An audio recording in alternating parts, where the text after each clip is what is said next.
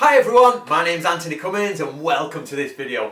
I'm a historical researcher and author, and today I want to talk to you about the ninja and how hard were the ninja. Were they any good at fighting?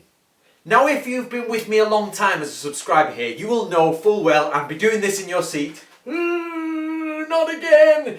Because we've been through it a million times. However, I recently got some questions and I thought let's go into this a little bit deeper. Let me get this clear, and I'm putting this video here so that people in the future, I can just link them to it. So basically, we are at the stage now where we all know this 20th century myth of ninja, hand-to-hand combat, and you know, all this sort of stuff just wasn't real and it never existed as an idea. There's no such thing as Ninpo Taijutsu, that doesn't exist. So what I've been saying for a long time is that the hand-to-hand combat and the combat skills used by the ninja were basically the same as other hand-to-hand and sword combat systems as everybody else. They would be being taught by their family, they would be inside a school. Now remember that a place called Iga is famous for ninja, yet at the turn of the 1600s, very early in the 1600s, there was a famous revenge killing, and some of the people involved in that revenge killing and the street fight in the middle of a crossroads at Iga, and I've been there, was actually Shinkage Ryu style of swordsmanship, and they hired bodyguards from Shinkage Ryu and that type of, you know, environment. So what we've got, as you guys know, if you've been with me a long time, so my subscribers here, is basically everybody, we all know, because you're up to date with me, is that ninjutsu is a form of espionage, spying, propaganda, and that the hand-to-hand combat style of the ninja would basically, they're just normal warriors. It's the same as all other warriors. But to take this deeper, guys, let's take this deeper.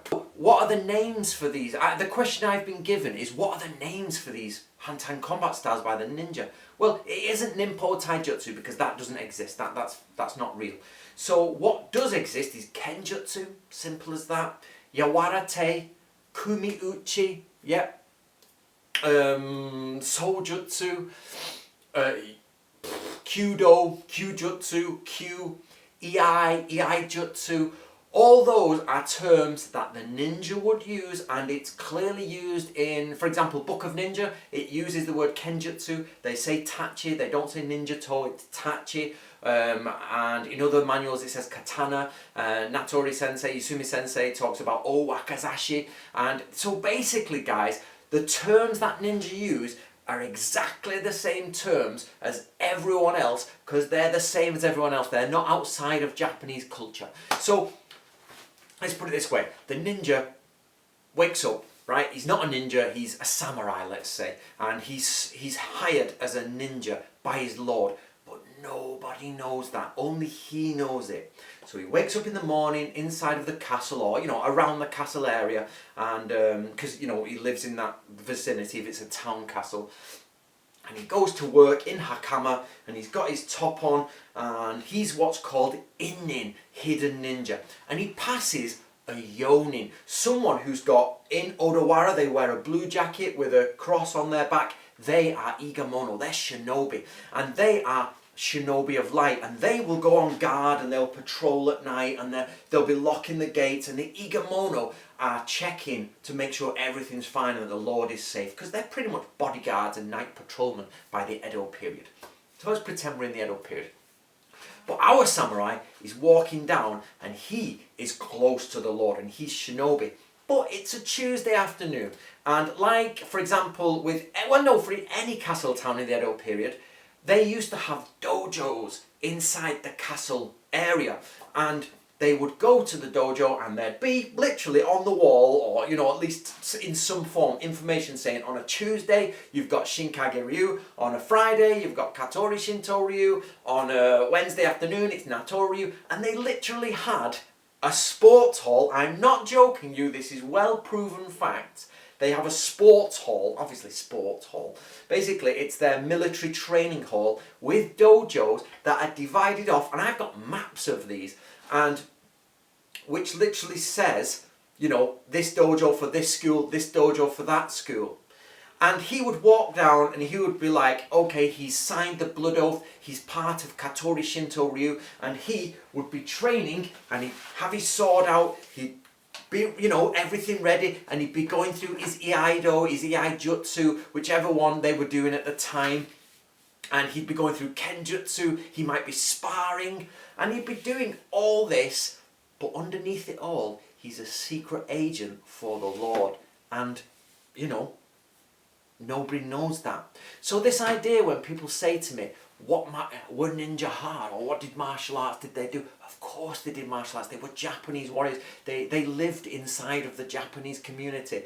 If we're going back in time, like Sengoku period and early Sengoku period, maybe back in the Onin War, when you've got literally the idea of Koryu or samurai schools are not so solid. It's probably he's inside his farm, he's on the farm, the sun has come up, he's woke up, he's eaten his breakfast, the women have got out of the way, they're doing their female jobs and chores for the day, and he goes into the family dojo, like Karate Kid, goes into his family dojo, his uncle's there, his 3 cousins are there, his father's there, maybe the grandfather is still alive, and they're practicing their family arts, and they're using their sword, they're using bokken, and that's what they're doing. But they're Igamono say, and it's in the Sengoku period, so they're full on Igamono samurai, and they've been hired out and they're going to war. So they put their armour on, they put their swords in, and off they go, because they've been called up by the Lord. Yep. So guys, you've got to get it in your heads that ninjutsu is an auxiliary art. Yes, it is an amazing art. Yes, it gives people an identity, but it is not a fighting art. It is something that amalgamates into everything else. So of course a ninja's going to use the sword. Of course the ninja's going to use all of those things. But everything in its right place. However, that being said, guys, I personally think ninjas were well hard.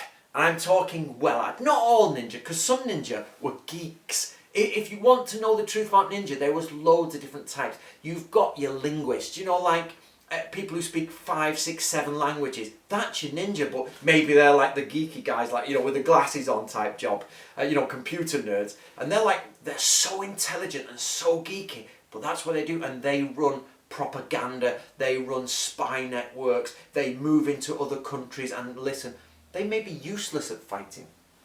But you've got your other type of ninja who are going along, and they are used by the Lord as criminal capture agents. So the Lord, something's gone wrong, you're waiting round, you're having breakfast or you're enjoying your day, and the Lord, a summons from the Lord comes. Hakama on, quick, get your hakama on, tie a correct knot because it's ceremonial, not practice. Put your katana in, the doors are open for you, your servant stands outside, he takes your sandals, you're walking through the polished corridors. Next person is a steward, takes your sword from you, somebody takes your wakizashi from you, probably checks you for hidden daggers, lead you into the Lord's chamber or to a chamberlain, and you go in there and you bow on the floor, and they say to you, such and such a person has stolen some jewels, they've stolen some treasure, and they've eloped. It was a servant or a lower ranking samurai, and they've gone. Your job is to track them down and kill them. I'm not making this up, guys. I've got documents of this from Kishu where that exact thing happened. I'm not saying it was a ninja that did it, but basically that is a ninja's job, part of its criminal capture. And this happened, somebody stole some jewels and they fled, so they sent one of their samurai, a top samurai, after him, and he then has to use the work of the spy to track him down, maybe disguised, and they find him and track him and then kill him. And that's the ninja's job. So also a ninja had to be a commando, so you're inside the sort of forest, you're checking for ambushes, and suddenly a few people jump out, you're bang, swords out, bang, bang, they go down, down, lob your sword, start running, oh shit. These ninjas would be solid, they've got to capture people, they've got to be commandos, they've got to get in there and fight. But there's also the nerd ninjas who've got to get in there and probably die because they're just sat there, rabbiting away. So I hope that answers the question. I got a question, I think his name was Jeff. I hope that answers it, Jeff, and I hope that gives you guys a deeper understanding of the ninja. Right, you can follow me on Instagram below, and you can follow the school Natori Ryu. What do you think, guys? Do you understand now? Put your comments below. Do you understand that the ninja are basically not one identity? You might have the hardest SAS style guy in the world, and you might also have a computer nerd analyst. They're both ninja, guys. What do you think?